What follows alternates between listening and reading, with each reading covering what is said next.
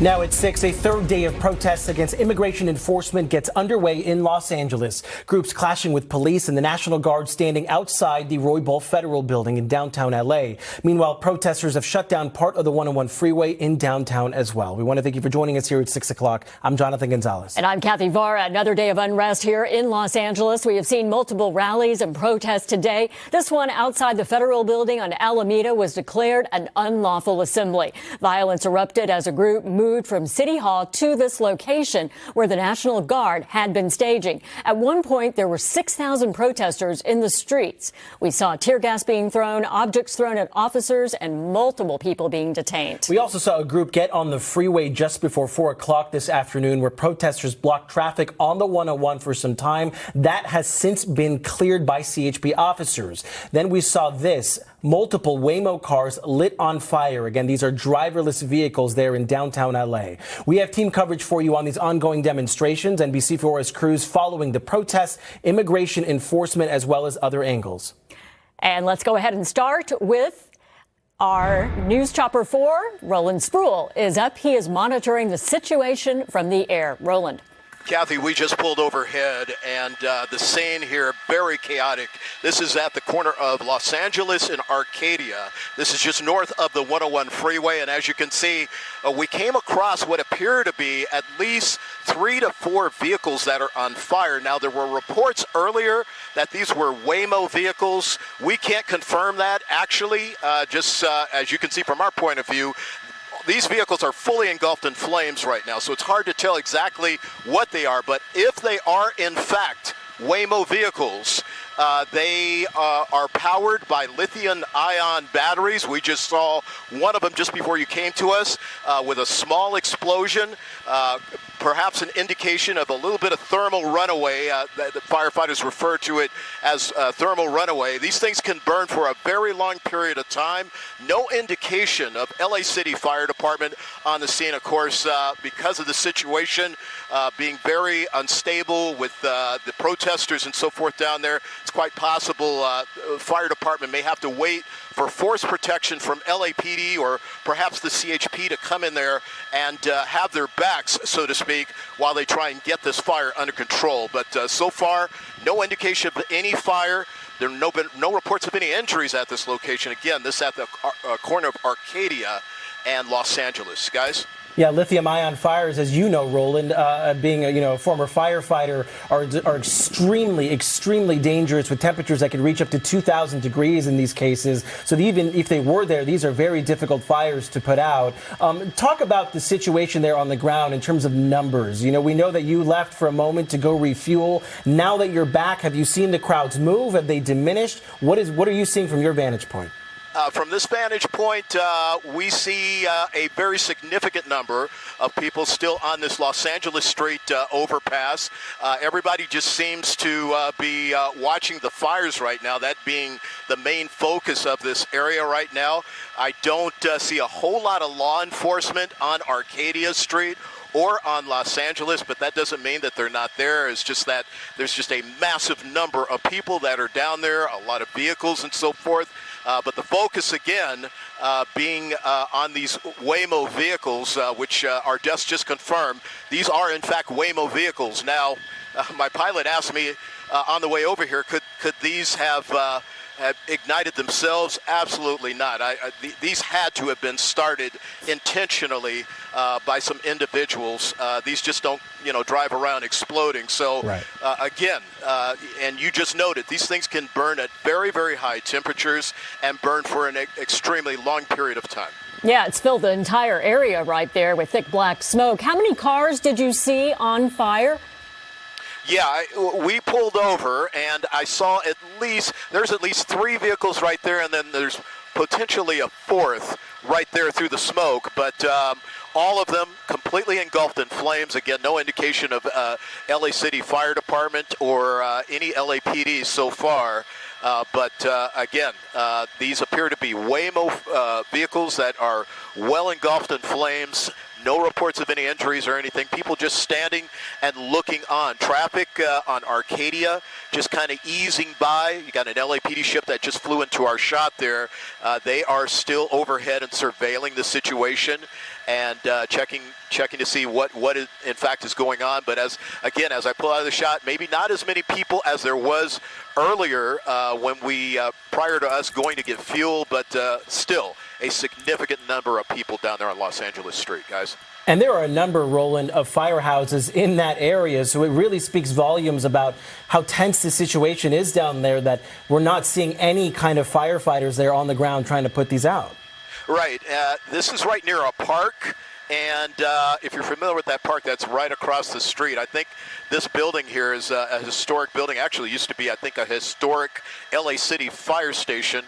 And there's a park right across the street from here. So you can see there's a lot of trees, a lot of foliage down here that could quite possibly ignite. But right now, just the vehicles are burning. Yeah, and I'm thinking also a danger to the public, too. Yes. Can they just burn themselves out and firefighters just leave it be? Or do you think that's too dangerous and they should be there? It's a very good question, because thermal runaway with these lithium-ion batteries can do just about anything. Where I've seen them explode, not in a huge explosion, but a significant enough of an explosion that can send shrapnel and so forth in different directions. Wow. and potentially injure someone or possibly worse. So definitely a lot of people down there completely oblivious to what they're looking at and what the potential is. Absolutely, and I guess it's all going to depend if those fires potentially catch on to any structures that are nearby. Our Roland Spruill up in News Shopper 4. Roland, thank you. We're going to stay with your shot. Right now we want to get to our Karma Dickerson. She's been covering this on the ground there in downtown LA. She joins us live now with more. Karma. So wait, what's the catch? That's what most people ask when they hear about California's new RSSE solar incentive. Because it's true. This program can actually cover the full cost of a solar and backup battery system for your home. California just made a massive change to how solar gets funded, and hardly anyone knows about it yet. The CPUC has authorized funding of $280 million for the residential solar and storage equity budget. You don't pay a dollar ever if you qualify. The entire cost of the system can be covered. So, Jonathan, as you know, this has been unfolding over the course of hours, and it seems like hour by hour we're seeing something different unfold. Roland was going through what's happening with those cars on fire. It's getting a lot of attention and causing a lot of concern. I mean, take a look. At least 3 Waymo cars, we understand, are on fire. And law enforcement, to be clear, has declared that this is unlawful, that we are dealing with unlawful assemblies on the streets. They've asked people to clear these areas. Nevertheless, we still are seeing people continue to linger, not necessarily the massive crowds that we saw earlier over the course of the day. But while some people have gone home, some people have clearly stuck around, or even new people coming to the area. We did encounter some people that were asking about where exactly the protests were, where the action was, and so they were just now getting to downtown. We should say it is significantly quieter than what we saw earlier in the day. We want to show you what was unfolding on the 101 freeway. If you were anywhere around downtown or the interchanges today, you saw some element of this, even if it was just back-to-back traffic, because protesters entered the 101 near Los Angeles, right in that area near Alameda, bringing traffic to a standstill. Law enforcement trying to divert people off the freeway in either direction. At the same time, trying to get a handle on those protesters. When I say divert people off the freeway, I mean they were trying to get drivers out of the area. Some drivers having to back up, some drivers having to turn around to get off the freeway. Meanwhile, law enforcement was facing down, face-to-face standoff with protesters who had taken over the roadways, which is notable because law enforcement had shut down some of those on and off ramps in anticipation of people trying to get on the freeway. Nevertheless, the protesters made it on the freeway, and that was unfolding just shortly before 4 o'clock this afternoon. Those protests. Now, the 101 freeway has cleared. It's back open. Many of those people did seem to leave the area, but then again, we have the ongoing Waymo situation. We want to take you back a couple hours earlier. Again, things continue to change. These are protests going through the streets of downtown. People coming out, speaking out, and in some cases acting out against the immigration crackdowns that have happened throughout the community. People scared, people angry, and people want to make really clear that they oppose what has been going on. And so this is the rally leading up to what eventually ended in a protest on the 101 freeway. That clear at this point, but even as we are back out here on downtown streets, we can hear the helicopters circling. We know that there's law enforcement helicopters in the air and a lot of news helicopters trying to get eyes on what exactly is happening right now and where things are going next, because at that point, that's still unclear. Karma, you mentioned that people are still showing up, still asking where the rally is going to be. How many people would you say you talked to? A group, or was it just a few people? A couple of handfuls of people, two here, another person there, and another two. So I would say three distinct groups of people wondering what was going on. We do know that there were some things scheduled for later in the evening. Some of those things have been rescheduled in light of all of the tension, but there was one group trying to understand if there was still a new protest planned for 4 o'clock, or there were still people gathering at 6. And so they were trying to make their way over to see what they could find.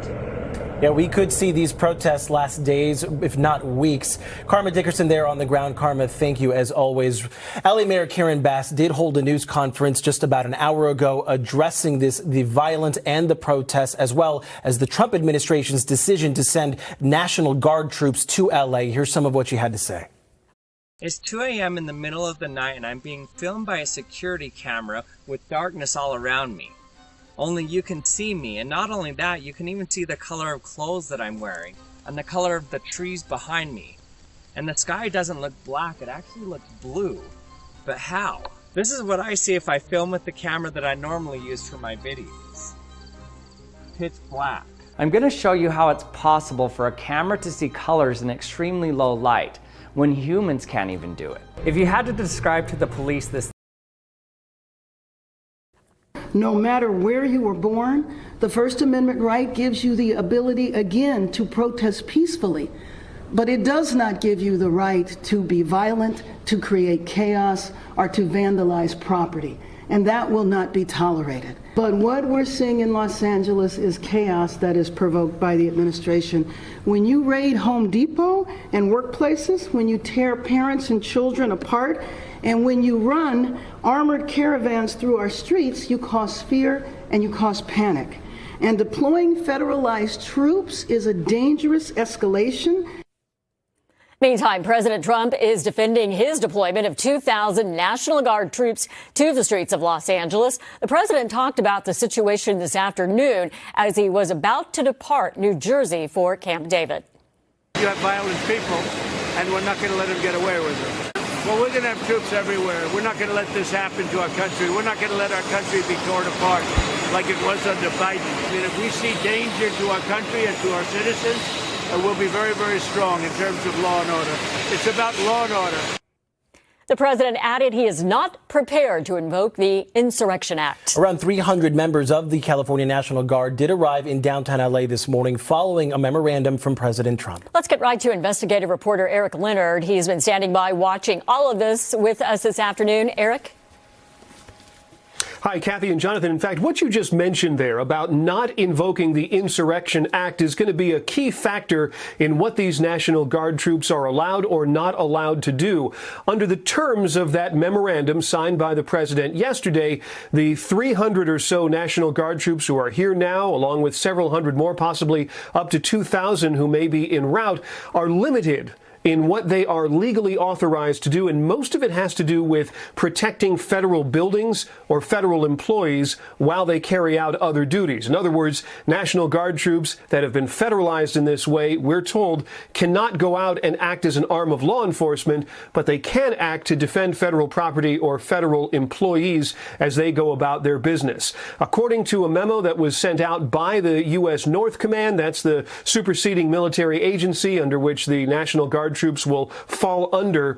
So far, Guard troops have been assigned to places in Los Angeles, in Paramount, and in Compton. We've seen them around the federal complex there in downtown Los Angeles that comprises the Roybal Federal Building, along with the Metropolitan Detention Center, which is the federal jail lockup for downtown L.A., and then also a federal office building on Los Angeles Street, which has been the focal point of some of these demonstrations. That building houses a number of different different federal agencies, among them immigration officials. That's where people have gone for immigration check-in appointments, and then we're told some of them have been detained and are being held in a jail facility that's in the basement of that building. Also, we've seen some of these National Guard troops at the federal building out in West Los Angeles. And again, at least according to this initial memorandum and the terms, these National Guard troops can only really be used to protect federal facilities and business, or federal facilities and federal employees as they go about and do their business.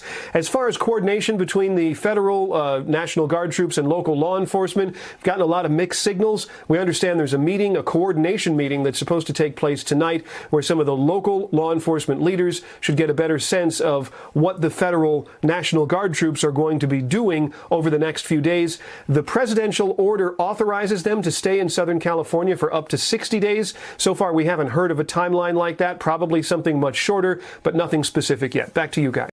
I canceled my Midjourney subscription because this AI does everything I need for a one-time cost. Let's say